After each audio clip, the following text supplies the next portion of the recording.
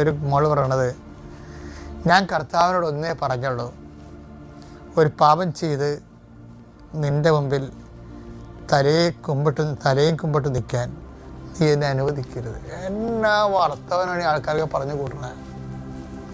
ഇക്കാലമാണ് പാപം കൊണ്ട് ജനം ആ പെരുന്നാൾ നടത്തുന്ന ഒരു കാലത്ത് ഒരു ഉടമ്പടി ക്രിസ്ത്യാനി ദൈവത്തോട് പറയുന്ന പ്രാർത്ഥനക്ക് ഭയങ്കരമായ കാലത്തിൻ്റെ ഒരു പ്രത്യേകതയുണ്ട്. എന്താ പറയണത്? ഒരു പാപം ചെയ്ത് നിൻ്റെ മുമ്പിൽ തലയും കുനിച്ചിട്ട് നിൽക്കേണ്ട ഒരവസ്ഥ എനിക്ക് വരരുത്. അതാണ്.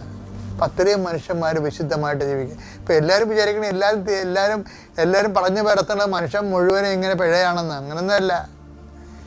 മനുഷ്യൻ മുഴുവനും പിഴയാണെന്ന് ഓരോ അണ്ണന്മാരും ഓരോരുത്തരെയും കുറിച്ച് നിങ്ങൾ ഇതുപോലെ ബ്രാൻഡ് ചെയ്യുമ്പോൾ ഓർക്കുക, ഈ ബ്രാൻഡ് ചെയ്യുന്നതിൻ്റെ ഉള്ളിൽ കൂടി സത്യസന്ധമായി ദൈവത്തിന് വേണ്ടി ജീവിച്ചുകൊണ്ട് ദൈവരാജ്യം അടിച്ചു മാറ്റുന്ന ഒത്തിരിയേറെ അടിയൊഴുക്കുകൾ നടക്കുന്നുണ്ട്.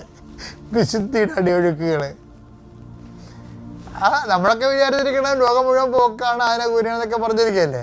പക്ഷെ അല്ല, ഒരു സമൂഹം ഉണ്ട് ഇവിടെ. അവരെ പ്രതിയാണ് ദൈവം ലോകത്തെ തന്നെ സംരക്ഷിച്ചുകൊണ്ട് പോണത്.